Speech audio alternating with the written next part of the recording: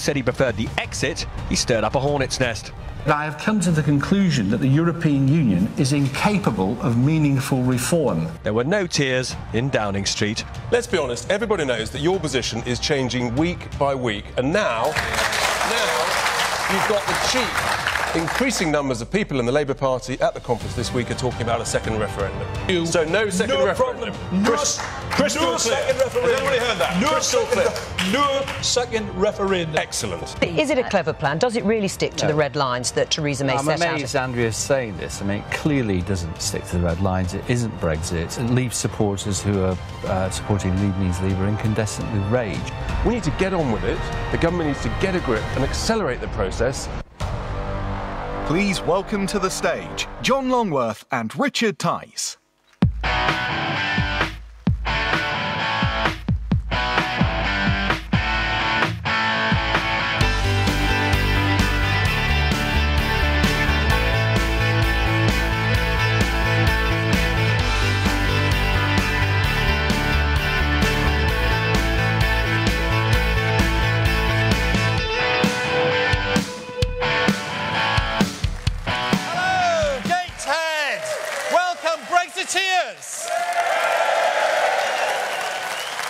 It's a privilege to be here with you tonight.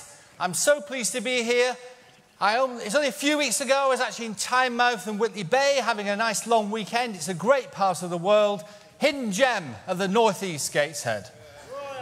But we're here tonight for one thing, and that's to make a really big noise so they can hear us down in number 10. And don't forget, this is being live streamed. The first rally we had, 127,000 people watched it live at home. So we need to send a big message to those people too. So here we are in Gateshead. I started my personal Brexit journey a long time ago. 40 years ago when I first started my career, whatever role I've been in since, however senior, for my sins, I've always been given the job of liaising and dealing with Brussels. I knew exactly what they were about, what they were doing, what game they were up to. And that's why I chose to vote Leave in 2016. And you know, in that year, I also had another experience because I was Director General of the British Chambers of Commerce.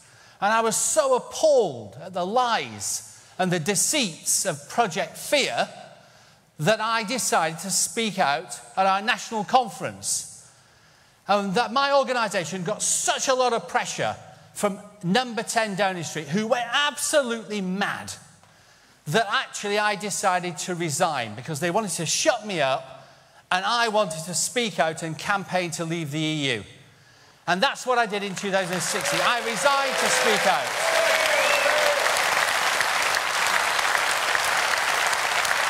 Who would have guessed it, that we're here 2.5 years later, after the biggest democratic vote ever in the history of this country, still having to reboot the People's Army to fight to leave the European Union. On that ballot paper, it did not say, do you want to remain in the EU or do you want a fudge deal where we're half in and half out? It didn't say, do you want to remain in all the institutions of the European Union and pay them £39 billion for the privilege? £600 for every man, woman and child in the country. It said, just leave. And that's what we should do. We should just leave.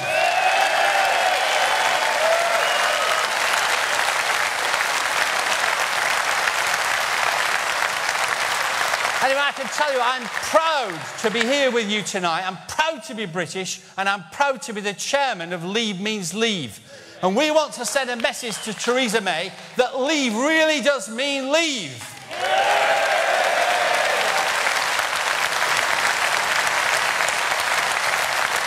So we've got a great lineup of speakers for you tonight.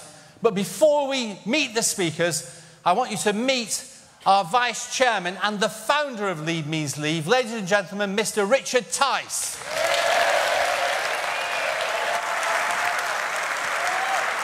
Thank you, John. Thank you, John.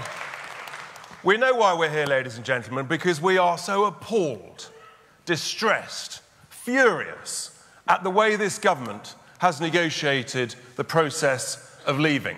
They've come up with this woeful proposal, Chequers. It's the worst of all worlds, ladies and gentlemen. Believe it or not, it's actually worse than staying in.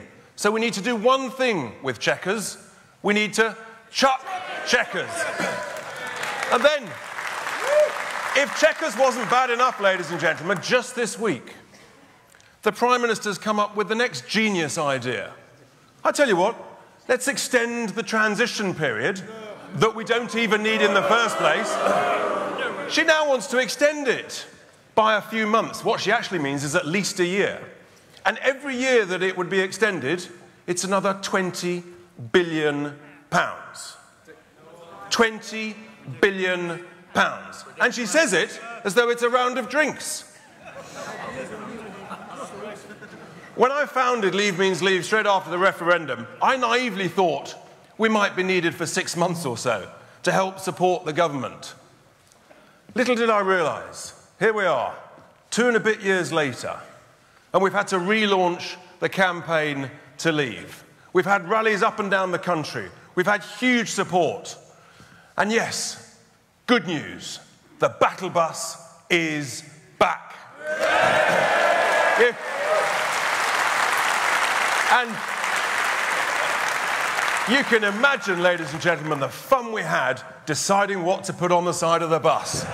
Well, look, I'm a bit bullish, I'm a businessman. I was all up for putting a big number on the side. A really big number. I wanted to put save 39 billion.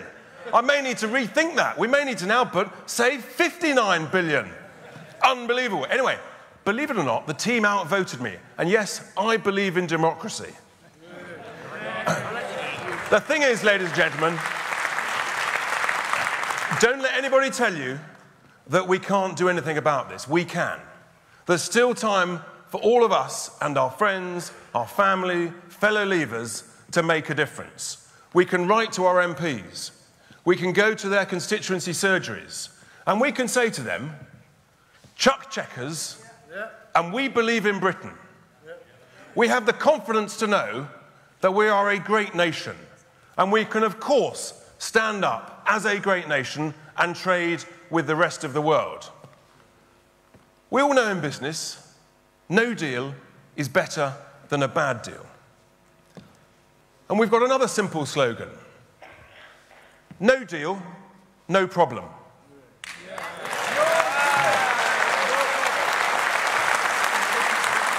And it's even more now, ladies and gentlemen. No deal, no problem, no money.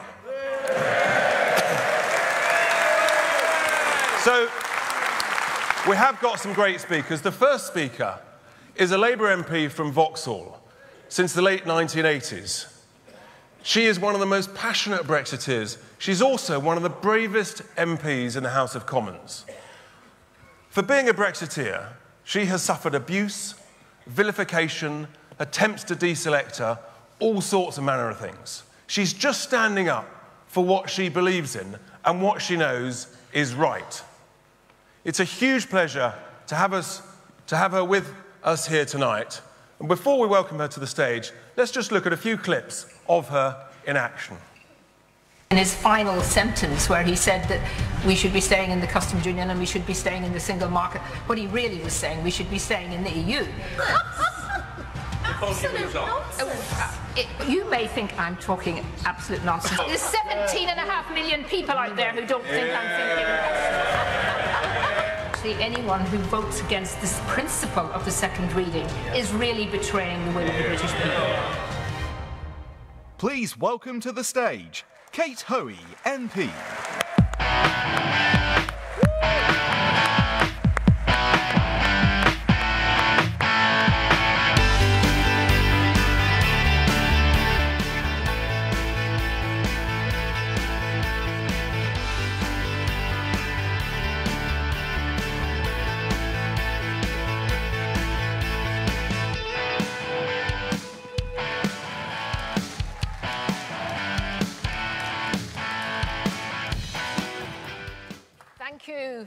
much indeed for that wonderful welcome, and it is a real privilege to be appearing on a cross-party platform, because I think all of us in this platform believe that our country becomes before our party. Now, I know most politicians say that they're always delighted to be somewhere, wherever they're speaking. But I genuinely am delighted to be here in Gateshead because, of course, 3 days before the referendum, we had a wonderful rally here in this very hall. And we were on that platform, I was on that platform. It was a very emotional evening. It was leading up to that hugely important vote a few days later. And the enthusiasm, the absolute determination of people who came up to us afterwards, who were going out to vote, some of them for the first time, it made us go back, and certainly made me go back to London, feeling so strongly that we were going to win. But you know, in London, they didn't know that. They don't get out of London, most of the people who are leading on the Remain campaign. And I remember being on a programme 2 days before the referendum, and the political editor of The Spectator and the political editor of The New Statesman both said that they thought Remain was going to win. And I said, no, we're going to win, Leave is going to win, and you two should get out of London more. Now, we really don't want to be here tonight. I'm sure there's a lot more things that you'd all be doing and rather doing. But we're here because we're sending this very simple message that we are not prepared to allow the votes of 17.4 million people in the biggest ever vote that there was in this country to be ignored, to be absolutely turned round. And we're here to say that we know what we want and we know what people voted for. They voted to leave, and we are going to leave, and we're going to make sure that the government sticks to the commitment that was given by the previous Prime Minister, by Parliament, and by everyone, including all the leading Remainers, that leave meant leave.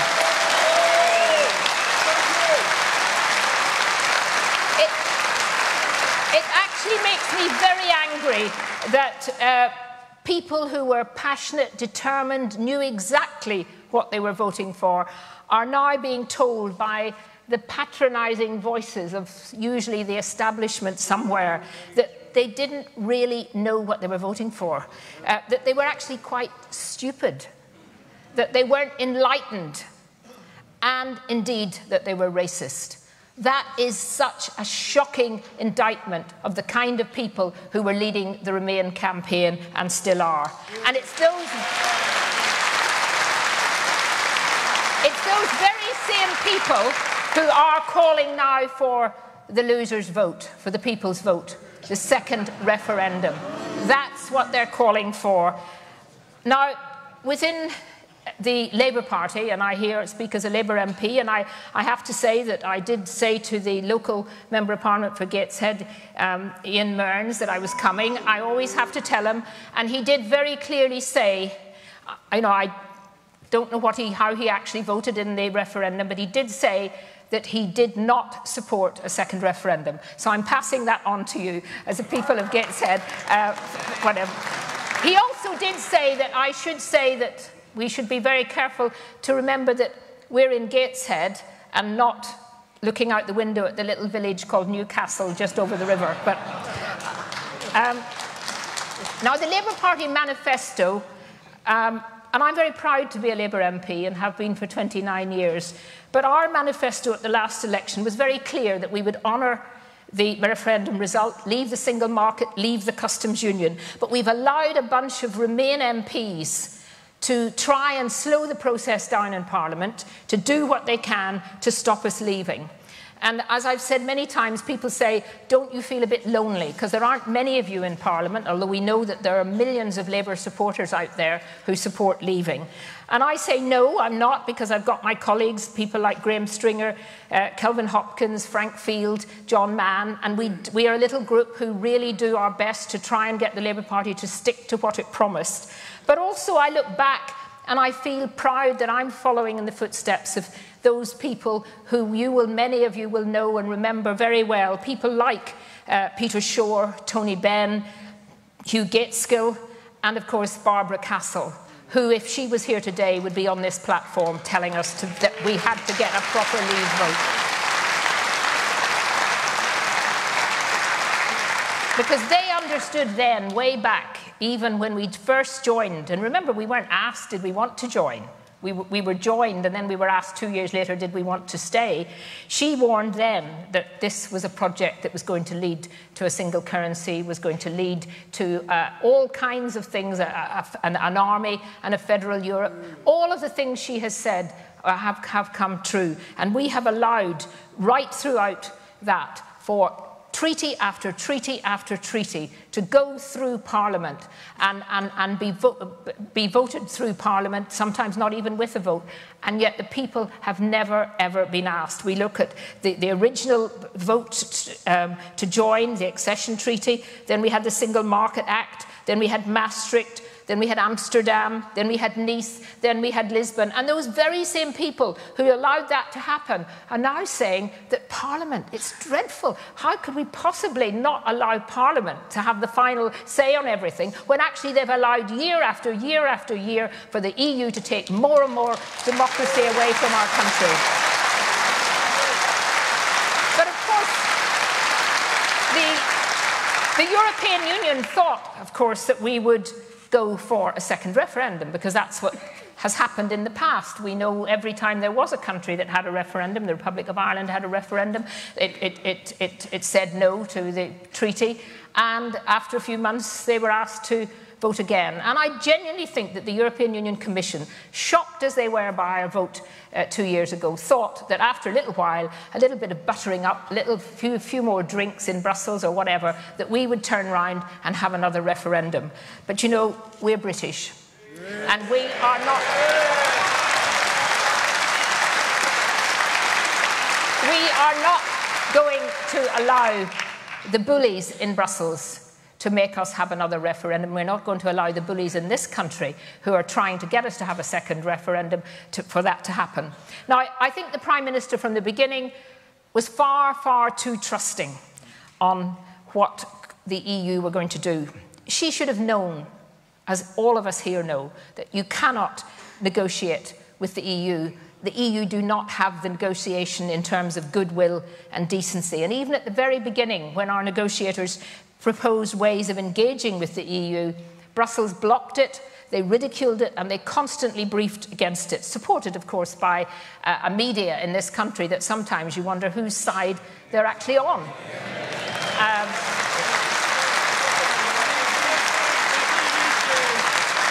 I hear the word BBC here, but I think we started by being far too nice. We started by implying that we wanted a deal at any price. We should have said right at the start that we want to trade freely with you, we want a free trade deal, it's in all our interests for that to happen, but if you don't want that, then we are perfectly happy to go over to World Trade Organization rules. Remember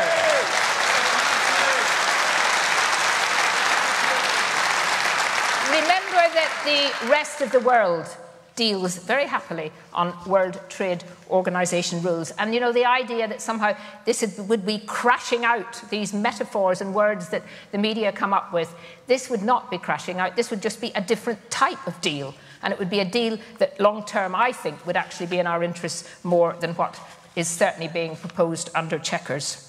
Now, because I come from Northern Ireland, I want to say just a little bit about the border issue, because that has now become this huge shibboleth that's actually supposedly going to stop anything happening to get a good deal.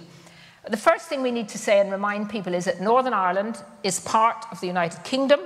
It's an integral part.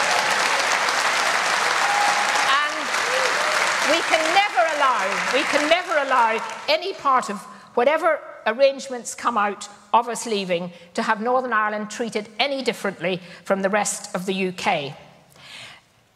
And we need to remind ourselves, because again, this is something that the media get just, I don't know whether it's ignorance or just deliberate, but the whole thing about a hard border.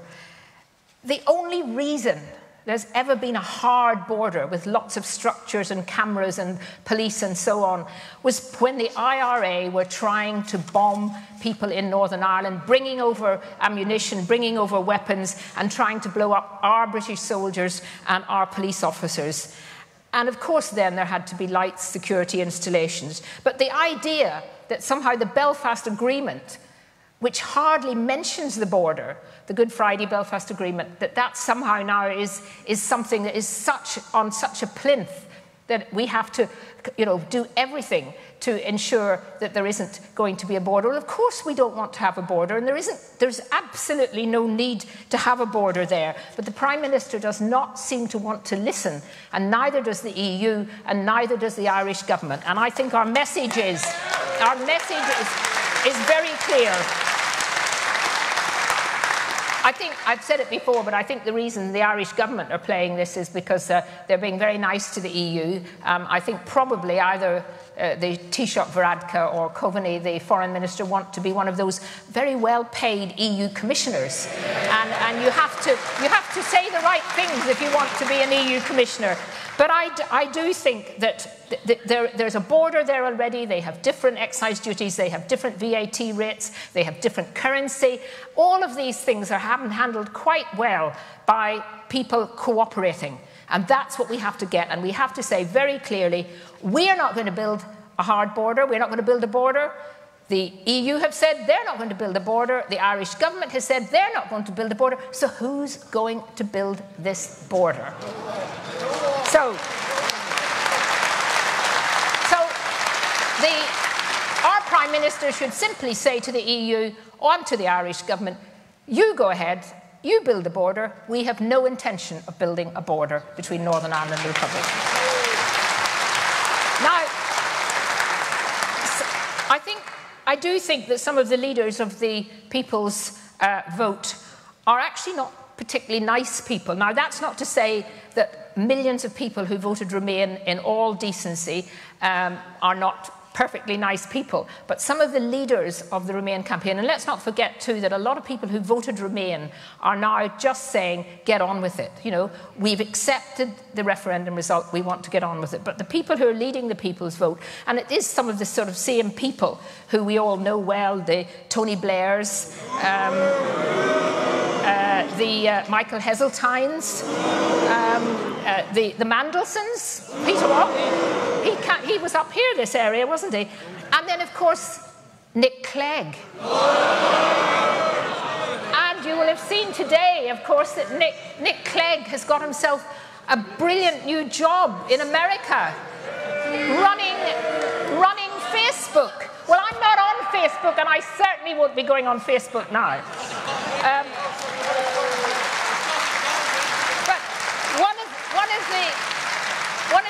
One of the nastiest things I think that's been said, and I really do think is nasty, is the way in which some of the Remain leaders have basically pointed out and said it publicly that all the old codgers, all the old people who voted to Brexit would soon be dying out, and therefore we should ignore them. Now, I find that the most shocking thing that anyone could possibly say, because you people who perhaps feel some of you are the people he was referring to, they were referring to, are precisely the people who saved this country, who worked hard, who gave up so much to make sure that we can live in the kind of democracy that we're living now. So I think that is a real indictment.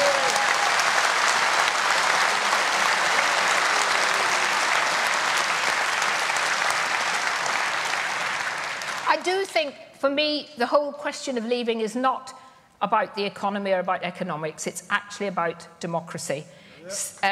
The European Union is squeezing democracy out of the member states, and it's the prime aim of the European Commission to continue to do that, because their sole purpose is to make the European Union into what they see as a global power, and a power that they alone control. And I do not understand why any of us would want to be part of that institution anymore. But we need to be We need to be confident about our country, and we need to show that we're confident about our country. We can have differences about who's in government, but ultimately we believe in our country, believe in the United Kingdom. We're proud to be British, and it's not us that have to fear about what happens when we leave. It's actually the EU, if you look around what's happening in the rest of Europe. And that's why they don't want us to leave. And they have a contempt for democracy and a contempt for people. And this is mirrored by the kind of establishment who continually run our country down. The negative briefings that we get, everything is negative. Everything that is bad that happens is because of Brexit, and if it's something good, it's despite Brexit. And we're getting this constantly, and that is their aim, to put the morale of people like us here, to bring that down. And we're not going to let them happen, because across the European Union, people are rebelling against the EU. It's happening in Italy, it's happening all over, and they're losing.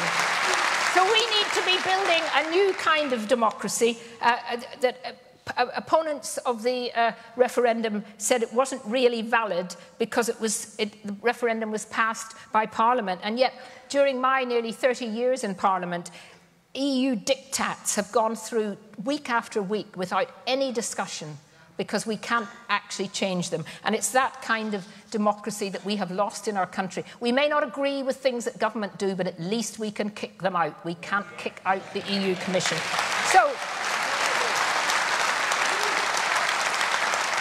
the clock is ticking, and as has already been said, the idea of increasing the months of a transition are just not acceptable. The battle that we thought we'd won when I left Gateshead that 2.5 years ago, we thought we had won, has to be restarted. Those opposing Brexit started their campaign the day after the result. We believed in democracy. We didn't feel that we had to do anything other than have the will of the people accepted. But we now are in a situation where we have to fight back. We have to show those corporate interests who come out with all their statistics and so on, the delaying tactics, the more and more moaning that goes on about the EU and about needing more time. More time isn't going to sort out the Irish border. The Irish border could be sorted out tomorrow if the will was there. More time isn't going to change any of our desire to leave the customs union and to leave the single market. So I would say to you tonight, you have a responsibility too. Individually, you can do things. Can't just leave it to politicians, and you certainly can't leave it to many of the current bunch of politicians on this issue. We need a clean break. We need no extension to transition. We have to challenge wherever we can the cry for a second referendum. And we have to get those people who have accepted the result for them to also realise that we are moving forward. And we have to challenge the doom mongers. And each one of you can do your bit, as been said. Go and see your MP, go and write to people, get into the local paper, get onto the radio, and we will show this government or the opposition or any other party that wants to get involved in this, that we are not going to allow the votes of 17.4 million people to be overturned by an establishment who have always derided the way we voted. Let's go for it. Well done. Brilliant, brilliant, absolutely brilliant. Kate.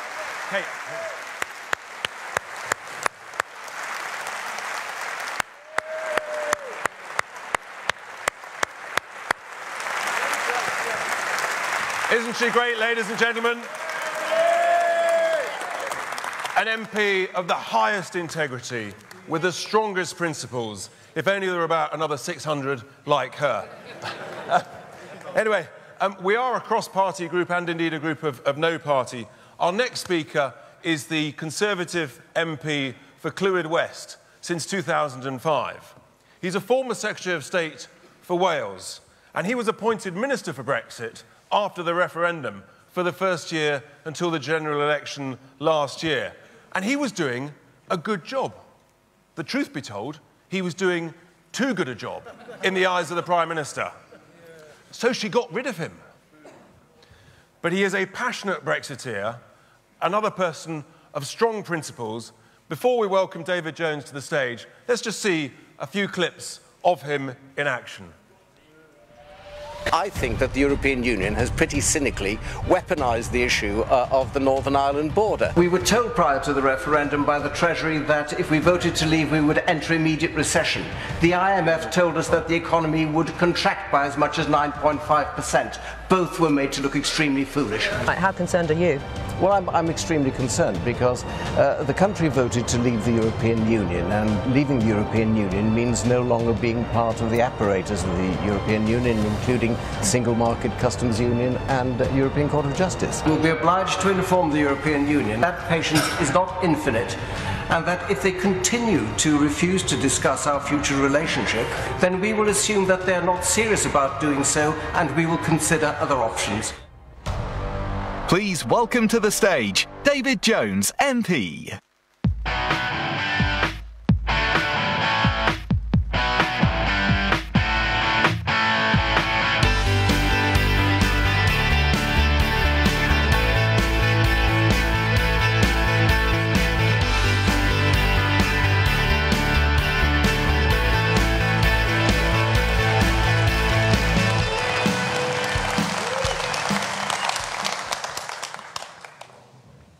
Well, thank you for that welcome.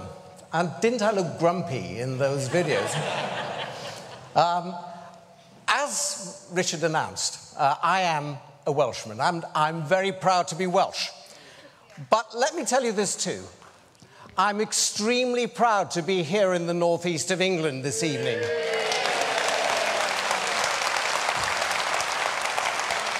And let me tell you why. I was the leader of the Vote Leave campaign in Wales. And, yeah.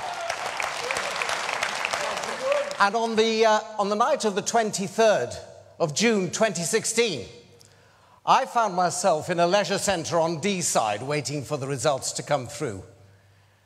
And it was nip and tuck, touch and go. And then the results came in from Sunderland.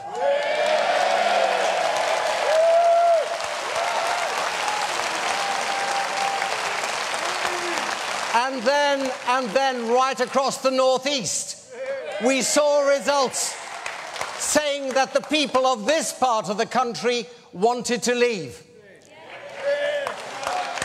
And on the morning of the 24th of June, when it became clear that the country had voted to leave the European Union, which was, incidentally, the proudest day of my life, I realised that it was the northeast of England that had shown the way to the rebirth of British independence.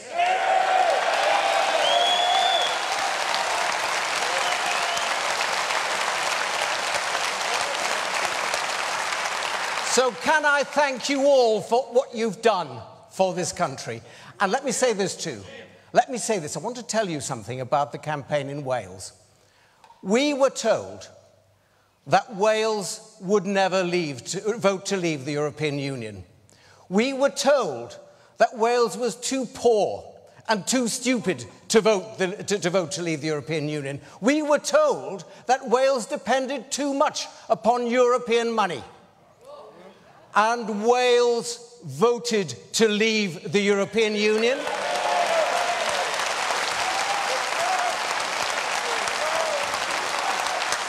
Indeed, Wales voted to leave the European Union by a bigger margin than the UK as a whole. And let me tell you why Wales voted to leave the European Union, because I was involved in that campaign for over 6 months. And it wasn't to do with money, because the people of Wales realised that it wasn't European money, it was British money that we'd sent coming back to us.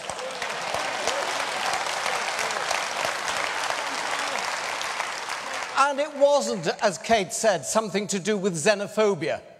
It was nothing to do with that. It was quite simple. The people of Wales, like the UK as a whole, simply wanted their country back.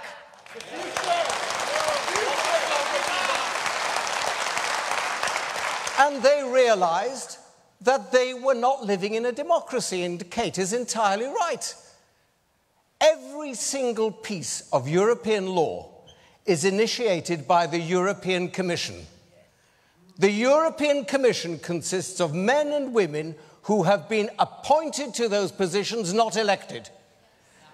If you want to get rid of a European Commissioner through the ballot box, tough luck, because you can't. It is not a democracy, it is the ultimate bureaucracy, and that is what we're living in.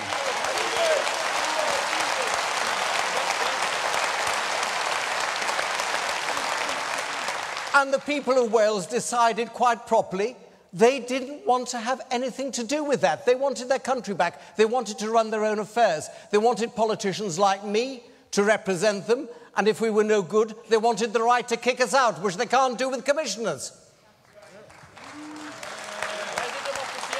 So, that was a wonderful night. And as things went, I was very pleased because I was appointed to be a Minister of State at the new Department for Exiting the European Union. And my job was to get through Parliament the European Union Notification of Withdrawal Bill. That was the piece of legislation that empowered the government to serve the notice under Article 50. And we got it through.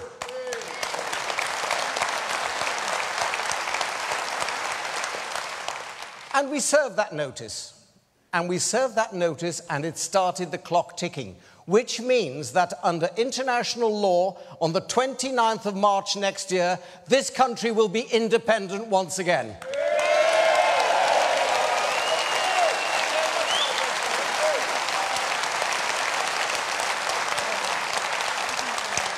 Which, if this audience is anything to go by, is quite a popular thing. And the Prime Minister at Lancaster House on the 17th of January last year made a very good speech. She said that what the government was looking to achieve with the European Union was a broad, free trade agreement, the sort of agreement that sovereign states conclude with one another. And everybody, I think, in this room would agree that a free trade relationship with the European Union would be highly desirable. And then, of course, we had the election. And, of course, the parliamentary arithmetic became a bit more difficult, didn't it? And what we also did, and this was the big mistake that we made, we actually agreed to the European Union's sequencing of the negotiations.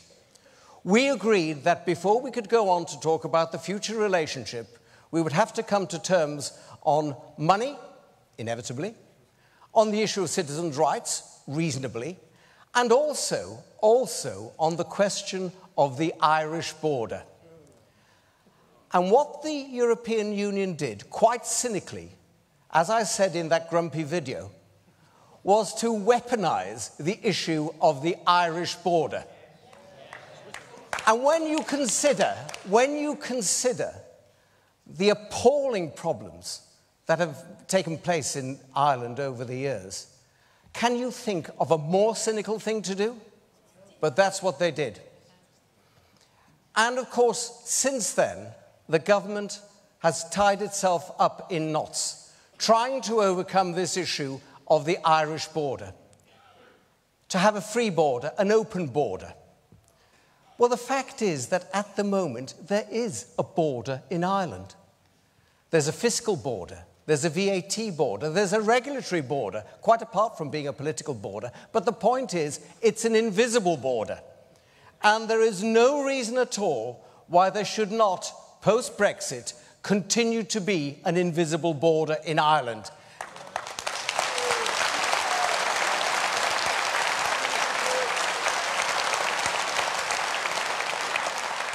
And everybody's agreed about that. The Irish Taoiseach Varadkar has said that there will be no border there. We heard from Monsieur Juncker, who said that again. Yes? I might say Nick Clegg again. Mr. Juncker says there'll be no border there either. And so far as we're concerned, we have no intention of putting up any border infrastructure. So who is going to put this border up? It's a wholly cynical ruse that the European Union have come up with. And as a consequence, we're now at the situation where the government is suggesting that the entire country should continue for what appears to be an indefinite period in the customs union.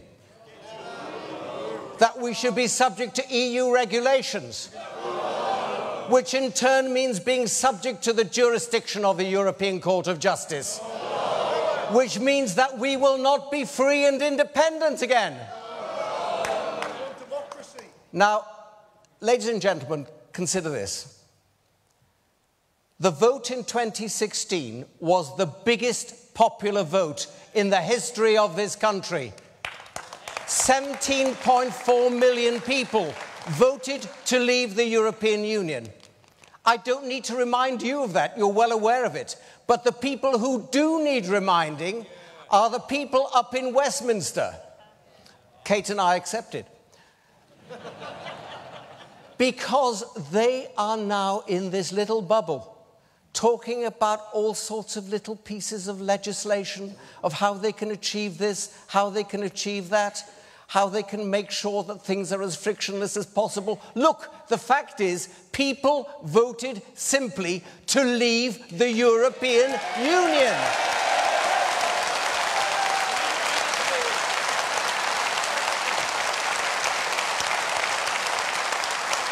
That's what they voted for. So, before I sit down, let me say this. Everybody in this room is a patriot. Everybody in this room fully understands that the United Kingdom, the 5th largest economy in the world, can stand on its own feet and make a success of itself in the world.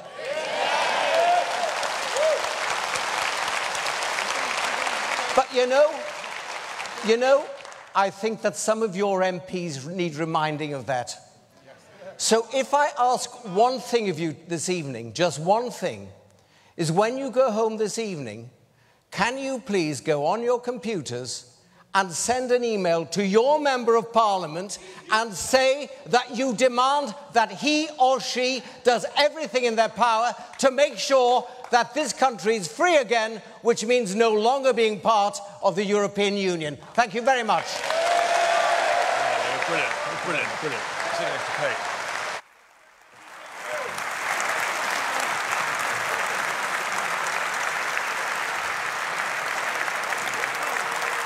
Isn't it brilliant?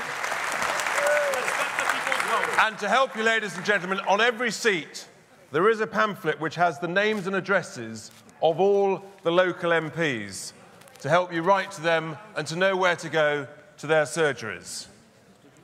Our third speaker, ladies and gentlemen, is also from the Labour Party. He's a director of the organisation that has worked tirelessly before the referendum and since, called Labour Leave.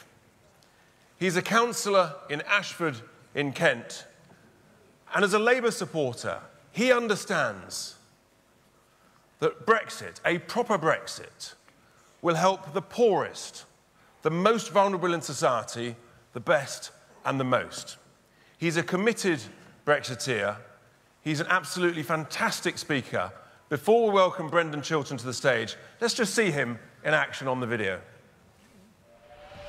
I think a lot of voters, particularly Labour Leave voters, of which there are about 4 million in the country, will be very concerned. Around this country now, fishing fleets are gone, fishing stocks are destroyed because of the common fisheries policy, a policy that sees our fish bought by European fishermen and sold back to us because we can't control our own waters. I mean, it's ridiculous, isn't it? Kicking the poorest in the world in the teeth because they can't access European markets. That is an internationalist. And as a Labour person, because I want to see the poorest in the world raised out of poverty, I want us out so our aid means something. Please welcome to the stage, Brendan Chiltern.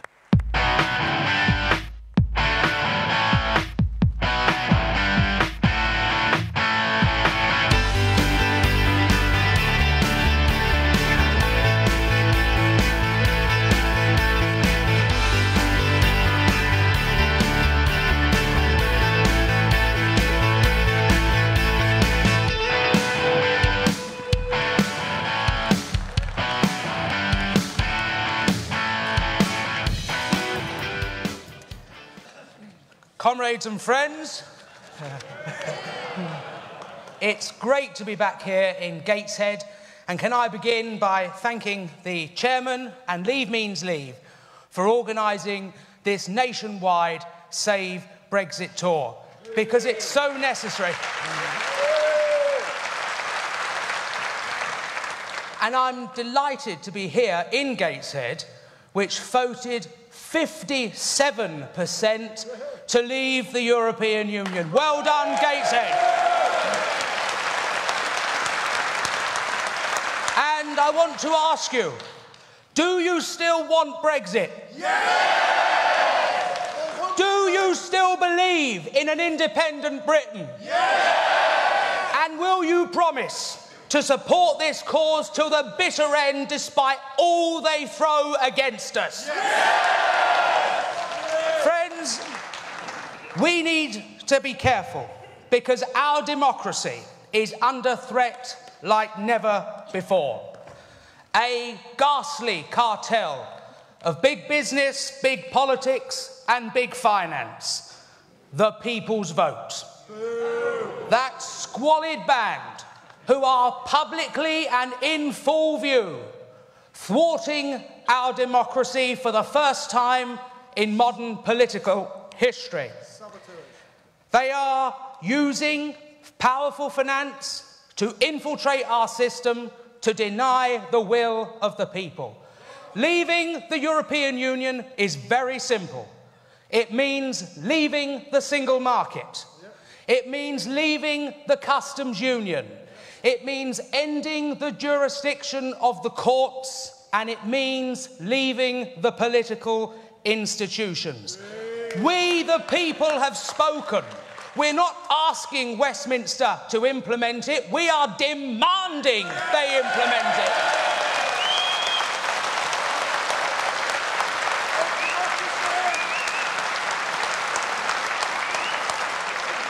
And I have to say, here, we're in the northeast this evening, the dominant political party in this region of the country is the party I belong to, the Labour Party. And even though we have a Conservative government, it is the responsibility of Labour MPs to honour the vote as well.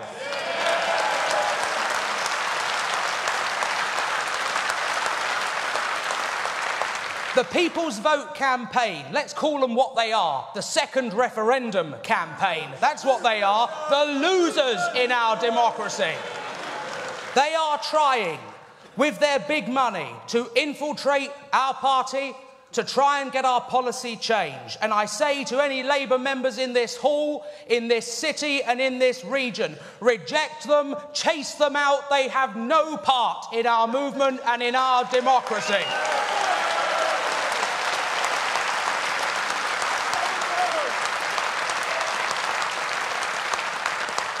Clement Attlee was the first Labour Prime Minister, and he kept us out of the European common steel and coal community because, in his own words, the Durham miners wouldn't wear it. They were right then, and I'm delighted the National Union of Miners still today opposes our membership of the European Union. And it was that fine Labour leader in the 60s, Hugh Gateskill, who said that going into the common market would mean the end of 1,000 years of British history, and he was completely right. But, friends, when we leave next year, that history will start again. And in 1983, it was the then Labour leader Michael Foot who pledged to take this country out of the European Union. And we mustn't forget the great Labour figures of the past, Peter Shaw, Barbara Castle, who stood up for the cause. But the hero of mine is one Tony Benn, who won the first referendum in the 70s, who led the campaign against membership and who, until his dying days, was opposed to the European Union. And I say to those now who claim to be the heirs of Ben, Corbyn and McDonnell, be true to that tradition. Be true to that tradition and take us out of the European Union.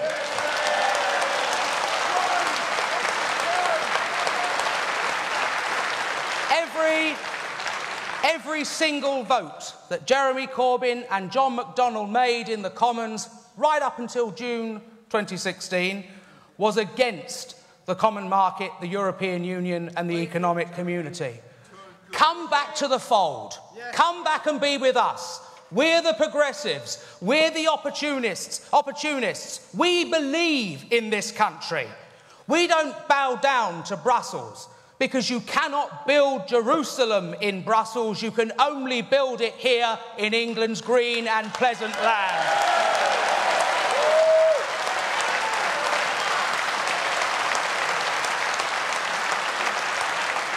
And most of us in this hall want to see change in our country in a host of directions. Some of the very policies that my party is advocating cannot be implemented while we're in the European Union. We can't bring the railways back into public ownership. I'm sick to death of those extortionate prices. Let's leave the EU and bring back real control to the people in the form of ownership of public services. We cannot intervene in sections of the economy to prop up jobs. We couldn't save steel because it was against state aid rules given us by Brussels. We want our democracy back, and we also want a fair but firm, open immigration system that doesn't give exclusivity to Europe, but is fair, free, and open to the world.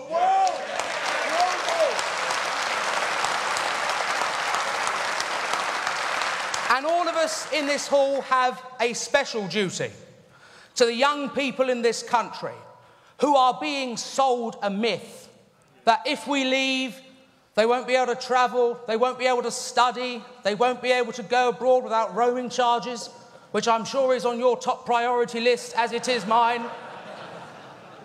This is not what it's about. It is about a nation reborn and confident, democratic and open to the world. And we must say to our young people, Europe is not their oyster, the world is in the 21st century.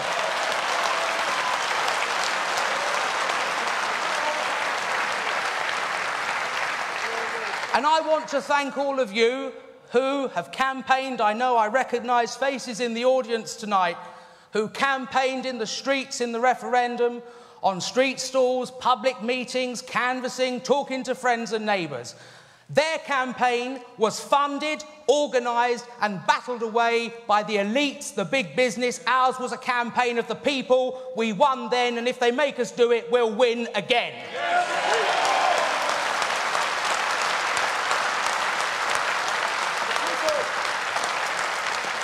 Because the new dividing line in British politics isn't between left and right, leave, remain. It is between Democrats and anti-democrats. And I've got an idea here. Why don't we start by getting rid of some of those anti-democrats, by getting rid of the lords who have thwarted Brexit from day one.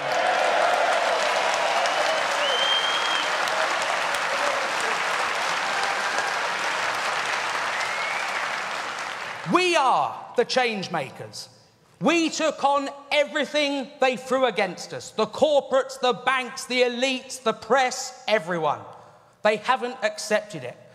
So will you today promise that until we leave, until we're out of that market, out of that customs union, out of the courts and out of the political institutions, to fight, fight, fight and fight again until we've got our sovereignty, freedom and liberty.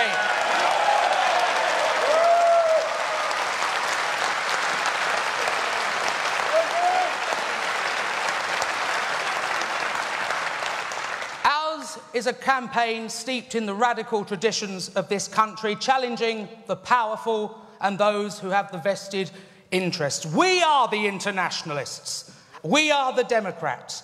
If we keep faith to what we fought for and faith in what we believe, there is nothing we or this country can achieve. Thank you. Thank you, Richard.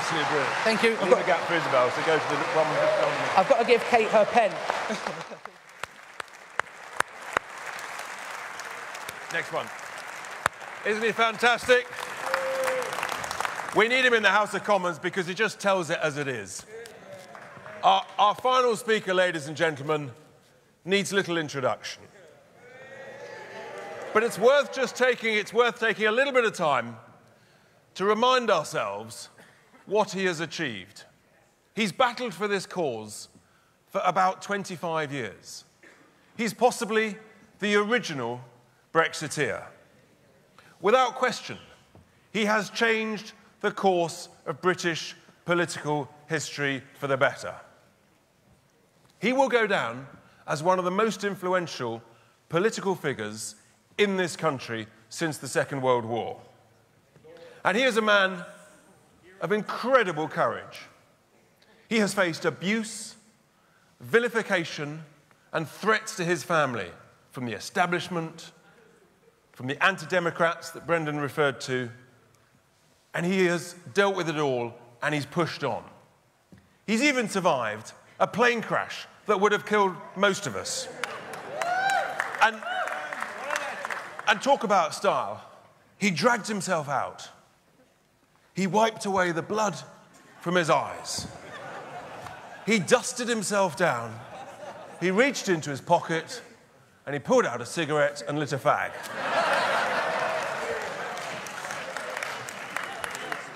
He's a true patriot, ladies and gentlemen. Before we welcome him to the stage, let's just see him in action recently. It sounds as if you smell betrayal in the air. The compromise that she put forward at Chequers last week, the PM's country home, frankly was a betrayal. I'm going to try and get the people to let their members of Parliament know they will not accept being betrayed. And I tell you what, if I have to do this again, next time, no more Mr. Nice Guy. We had a referendum. We voted for something. Our politicians should deliver this. We have made our minds up in the greatest democratic exercise in the history of this country. I trust the voice of the people more than the politicians. Please welcome to the stage, Nigel Farage.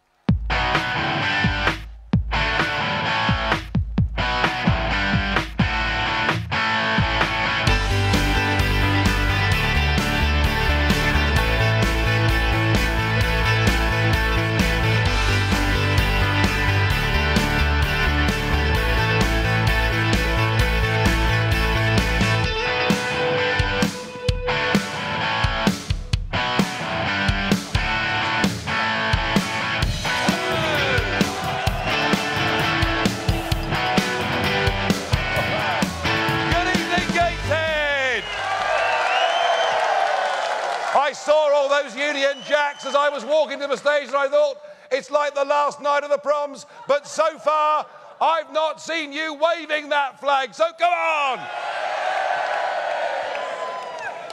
Thank you very much. Well, I was here 3 days before that referendum.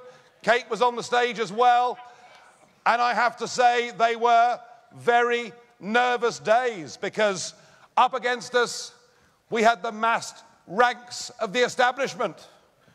We had former prime ministers telling us what a mistake it would be to vote Brexit. People like John Major. People like Tony Blair. Even former deputy prime ministers. People like Nick Clegg. Who today, of course, has got a highly paid job in Silicon Valley in California, all of which proves you don't need to have open borders to give job opportunities to low-skilled migrants. It's a new one. It's a new one.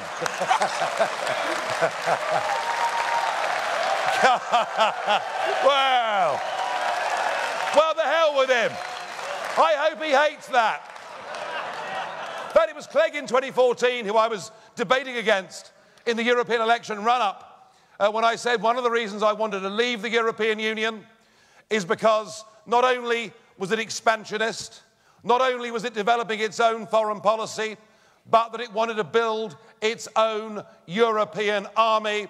And I believe we'd be far better off sticking with NATO rather than having our army governed from Brussels.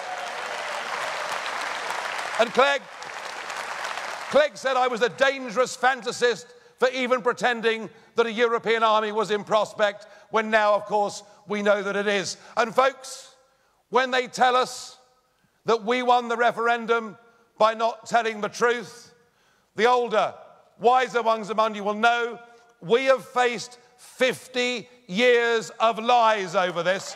50 years of lies.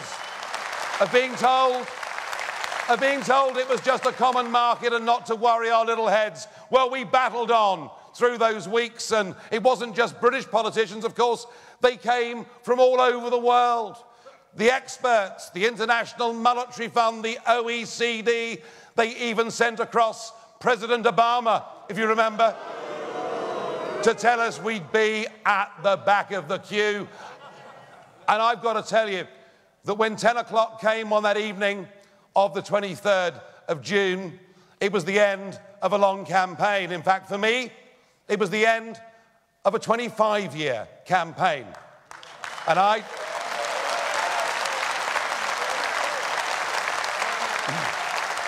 can't tell you how nervous, how tense I felt. And then the second result came up on the television, and we were there at a party in London, and we stood there in silence, and the chap got up and said, "I, the returning officer for Sunderland City Council, announced the results of the referendum. Remain 51,900 votes." And I stood there and wondered what was to come. Leave 80. That's all I heard. 83,000. So it's what I call the Sunderland roar. It was the moment we realised that it was the North East what done it, wasn't it?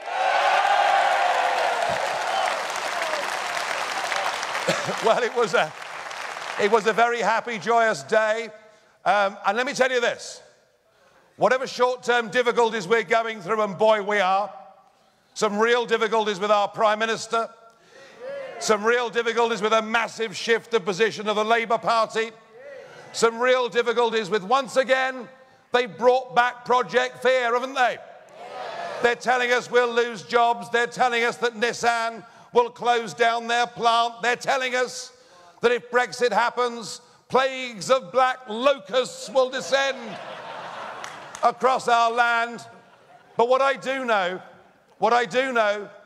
is that ultimately, whatever happens in this battle, June the 23rd, 2016, will go down as history as the day we won that first great battle, and it will, before long, become a public holiday known as Independence Day.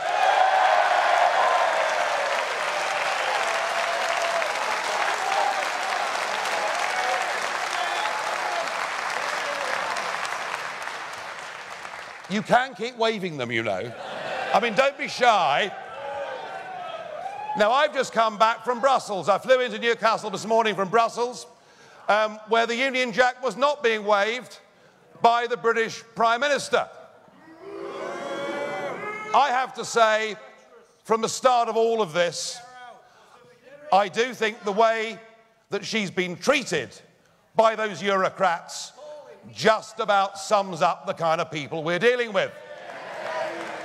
You see, when you have the government of Europe made up of unelected bureaucrats, people you can't vote for, people you can't remove, what you get is power without accountability.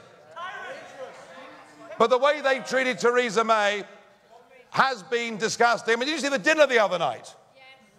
The leaders met, the rest of them went off to have dinner, leaving her on her own and giving her the address for the kebab shop round the corner.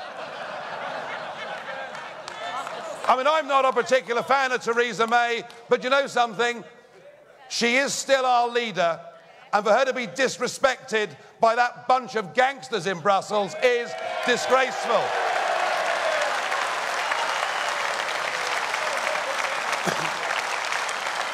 But sadly, she has yielded to that pressure.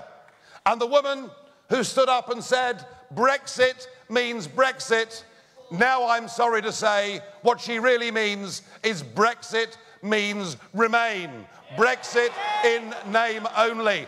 And what I saw in Brussels over the last 48 hours was not just a national humiliation for our nation, but what I saw was a Prime Minister actively and willfully attempting to betray the wishes of 17.4 million people in the greatest democratic exercise that this nation has ever seen. And the message that must come from this room and from all over this country is we will not put up with it.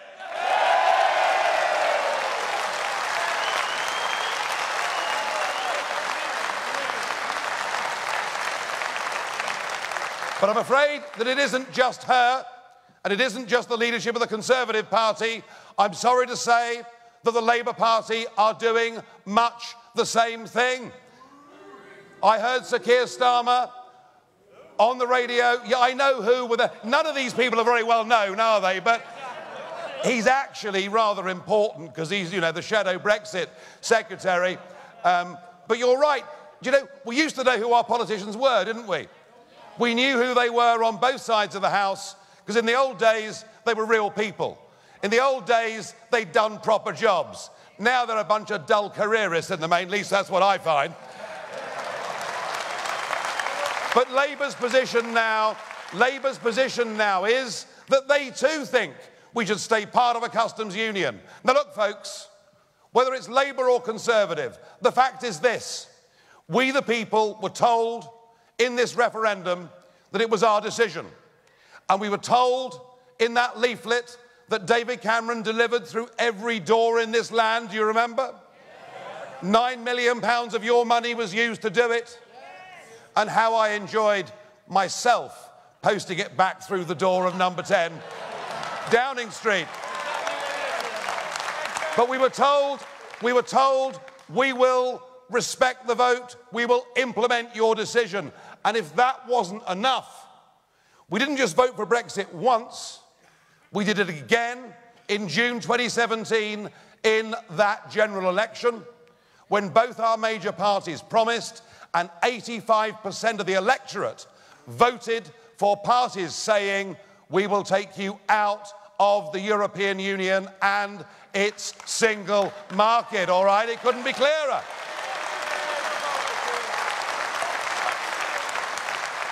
So we cannot allow for Brexit to be watered down. We cannot allow for it to be delayed. We cannot allow for a transition period to go on until the next general election. We cannot allow for the Prime Minister to give away yet another £20 billion of our money, which could build countless hospitals up and down this land. We cannot allow for this to happen. We've got to stand up, folks, and I'm sorry to say this, we've got to stand up and fight again.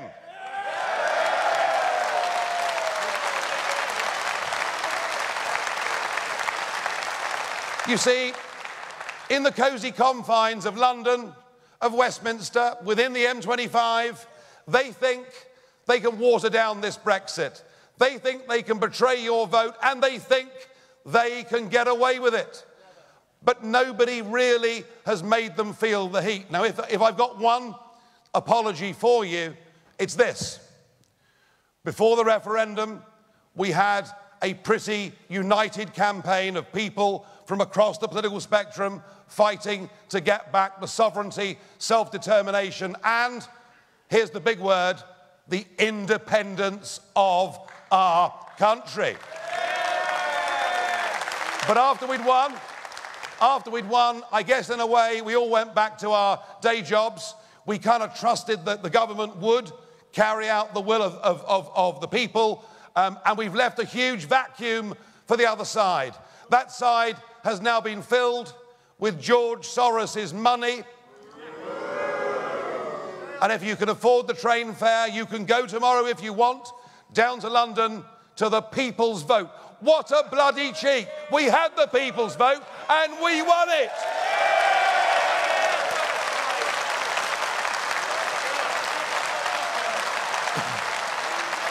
Now, if you want, you can go to London tomorrow and listen to the campaign for a second referendum addressed by such luminaries as Sir Bob Geldof. So good for you if that's what you want to go and do. The truth of it is, folks, they are in the minority. Only 20% of people in this country actually want us to remain. Of those that voted Remain, a third of those now say, we're Democrats, we respect the vote. And you know, the message that I'm getting all across the country, I'm getting it from voters, but in particular, I'm getting it from businesses. And please, please don't get the impression that business is for the European Union. It's big business that is for the European Union, and not the 5.2 million people in this country that run their own businesses or act as sole traders and are the backbone of the economy of our nation.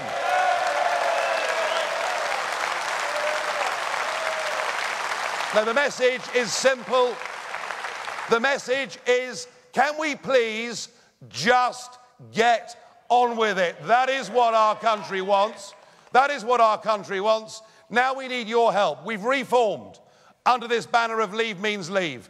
We are of no party, we're of all parties. We have significant business figures backing us too. We had last Saturday in Torquay Tim Martin, the boss of Wetherspoons. No, well, I'm all for him too, because I don't know whether you know this about me, but I quite like a pint, you know. But I love what Tim said last week. He said, if these people in Europe want to bully us, want to talk us down, want to try and give us an impossible deal, well, do you know what he said? In my pubs, I'm no longer buying any spirits or any wines from the whole of Europe. How about that? You see, here's the point. Here's the point, that as consumers, we are the people that have the power. We buy far more goods from Europe than they sell to us. We should have the upper hand in these negotiations, but we don't. So what I want you to do, folks, I don't want you to write to your MPs. I want you to turn up outside their offices. I want you queuing round the block. I want you to make them feel the heat. I want you to tell them, if they here in the northeast betray your Brexit vote, you will never vote for them again. Make them feel the pressure. It is wrong that we should even be here. I wanted to say how delighted I was to be back in the northeast with the friendliest group of people in the whole of England, which you are. Which you are. But I shouldn't have to be here. You shouldn't have to be here. But we are being let down by our political class. We have within our grasp a great prize, an opportunity to take something back that is worth more than GDP figures, that is worth more than any economic prediction. We have within our grasp the right to get back something so powerful, something so emotional, something that, as we know, those generations that went before us fought for and in many cases died for. Our country. Our country. And we are going to win. We are going to win. We are going to win.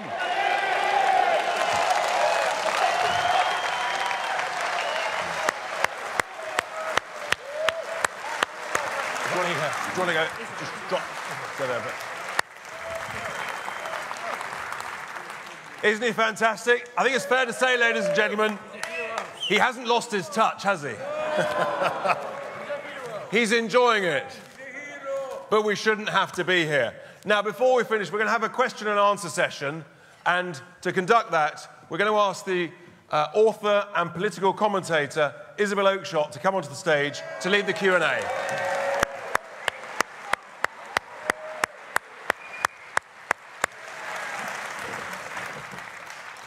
Thank you. So we've asked people to submit questions, and we don't have time to take too many, but there's a nice selection here, some of which are obviously for certain members of the panel, starting with you, Nigel, actually.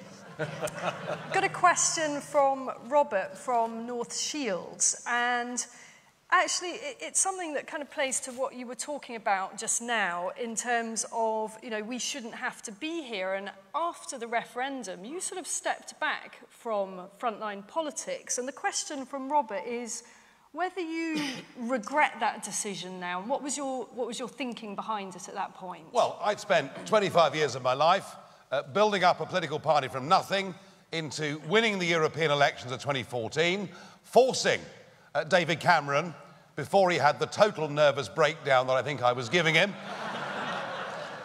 into giving us a referendum. I thought I'd done my bit. I did, Isabel. I did, after the referendum, say to the Conservative government, once Cameron had gone, I wasn't sorry to see him go, I've got to tell you. I did say to them that if I could help with the renegotiations in Europe in any way at all, I'd be happy to do so.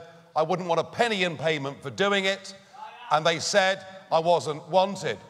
So I felt I'd done my bit, and I admit we stepped back a little bit. We all stepped back a little bit. We thought we'd won, but we're back now. And Robert, let me just say this to you. You're from North Shields. There's a great harbour, isn't there, in North Shields? And sadly, there aren't many fishing boats in that harbour in North Shields. But when we leave the European Union properly and get back 200 miles of the North Sea, which is our own exclusive economic zone, there'll be more jobs back in North Shields.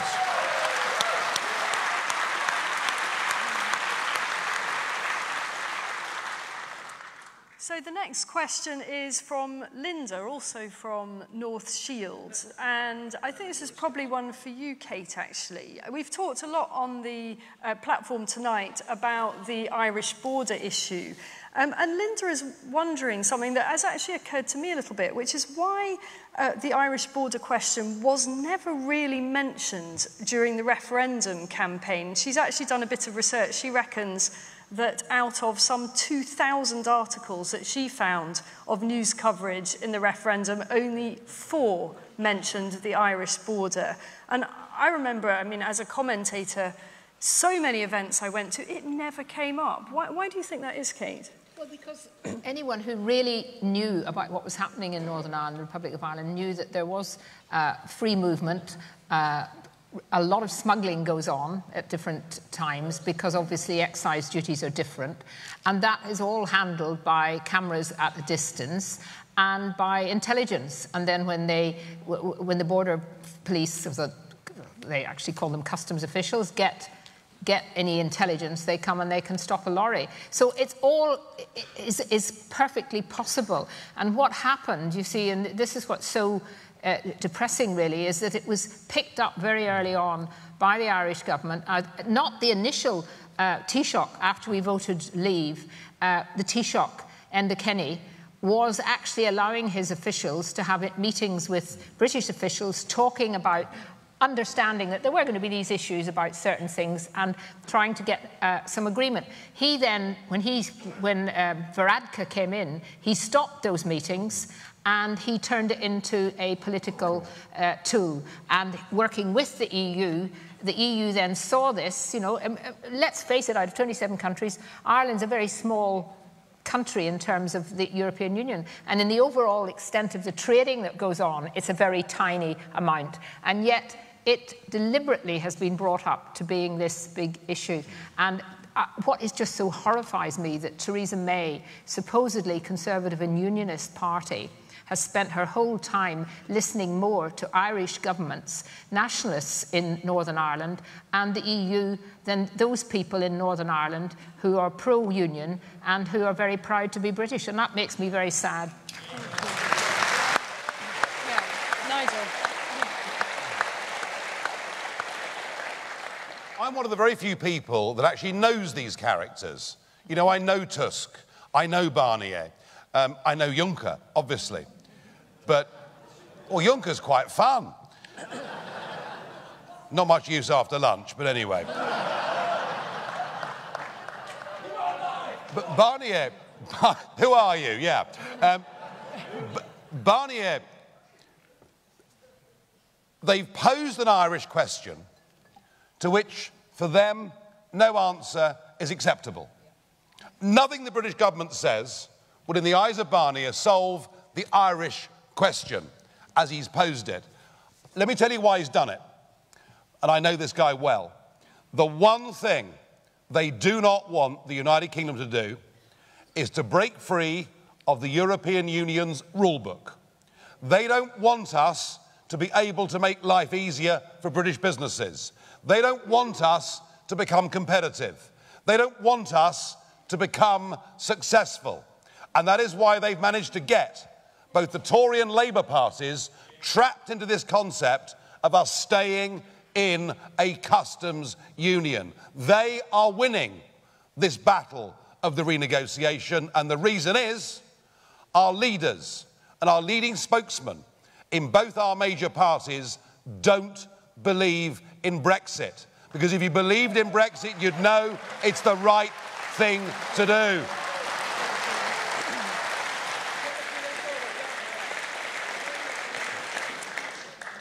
David, there's huge uncertainty now, isn't there, about what's going to actually happen in Parliament, you know, with the parliamentary arithmetic as it is. And Luke from Morpeth asks what we think on the panel about extending the transition period. I think we can probably answer that in one simple word. But I wonder if you could just talk us a bit through how you see the next few weeks playing out and whether you think there is a majority in the Commons for an extension to the transition period. I think that the suggestion that we should remain in the customs union for a further transitional period will go down like a lead balloon in most parts of the House of Commons. And it's not just from the Brexiteers. We're actually hearing today from people on the other side of the Conservative Party, people like Nick Bowles, who say that this is completely unacceptable. The problem is, of course, that being part of the customs union carries a price tag. We would have to pay around 18 to 20 billion pounds per annum for 1 year just to remain in the customs union. It wouldn't solve the issue of the Irish border, which is the suggestion. All that it would do is to prolong the process. It would be kicking the can down the road. There is no purpose whatever in remaining in the customs union. It does nothing but harm to this country. It would make us poorer. It wouldn't make us 1 second freer. And I believe that the House of Commons would reject it. The problem is, however, that this has been seized upon by the European Union. Of course, it would be, wouldn't it? Not only would we be making those payments to the EU, we wouldn't have the benefit of our rebate, and it's very doubtful whether we would have the benefit of the sort of structural funding or the agricultural support payments that we enjoy at the moment. So it would be a completely penal relationship. I can't see that that is going to fly, but I'm afraid that it has gone down extremely badly with my colleagues in the House of Commons. We were discussing it yesterday. Everyone was absolutely dismayed, and I don't think it's a runner, and I think it will be rejected.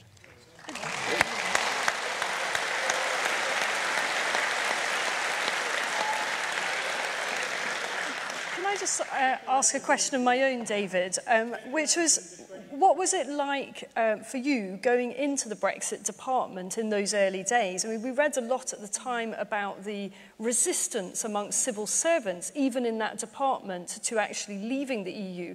What was the experience like for you? Well, I mean, so far as I was concerned, it was the dream job, wasn't it? You know, I mean, I'd spent 40-odd years hating the European Union, and now I had the opportunity of helping to get us out of it.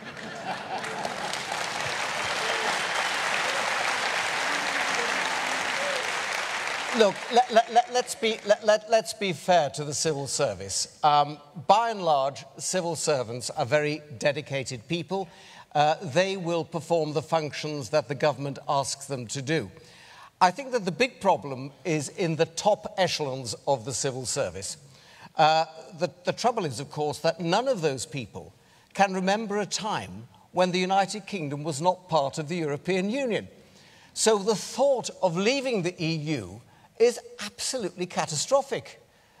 You know, it's like having your left leg amputated. It's as bad as that. And there was no doubt in my mind that the top civil servants were extremely resistant to what was happening, that they thought it was a thoroughly bad idea, and that has actually been proven by the contributions that have been made in the House of Lords by past civil servants, top civil servants, who have made the most appalling comments about the Brexit process. So I think I found that the civil servants I worked with in DEXU were dedicated people. I think that the problems were at the higher levels. And I think that in due course, I think that a clear out of the top personnel is probably required.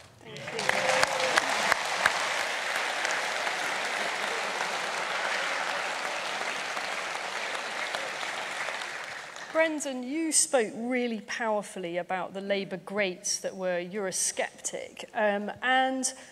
We have a question from Cameron from Blyth asking how you feel about the way the Labour leader has handled Brexit. And you sort of addressed that actually in your speech. But I wonder whether you feel that come the hour, the Labour leadership will somehow come good on all this. Well, I think, first of all, congratulations from coming from Blythe. Your MP campaigned to leave, Ronnie Campbell, opposes a second referendum. It's a good Labour Brexiteer.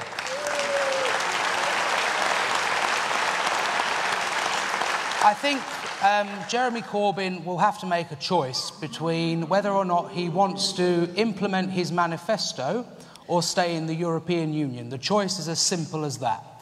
I think the Labour Party is, in the parliamentary party, overwhelmingly Remain.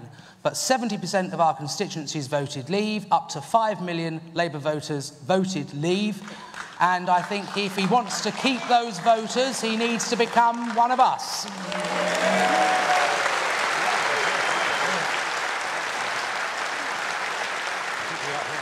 Right, I'm now going to hand back over to Leave Means Leave Chairman John Longworth, who's going to wrap up this evening. So, ladies and gentlemen, our evening is coming to a close. But before we depart for a cup of tea, I would like to ask you to do a few things for me. The first thing I would like you to do is show your appreciation for the panel.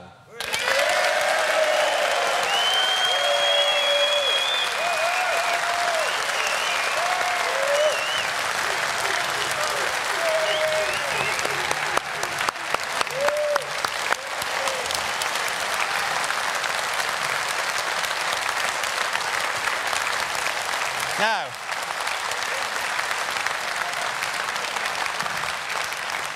whether or not you believe in Brexit,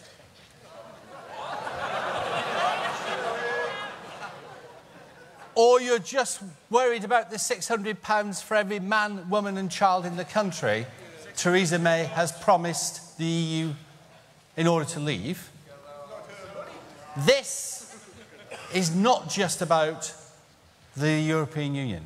This is now about democracy in Britain itself.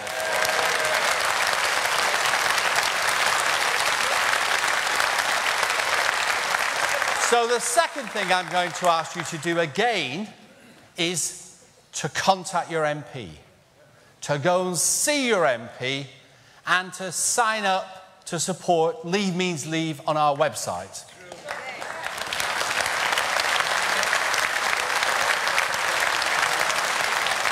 And I have one final request, because I want us to send a very clear message to number 10 tonight. I would like you all to stand up and hold up your banners. Hold up your Leave Means Leave and your Believe in Britain and your Save Brexit banners. Then we can get a fantastic picture of you. And I'm going to ask you, what do we want? When do we want it? What do we want? When do we want it? What do we want? When do we want it? Give yourselves a round of applause.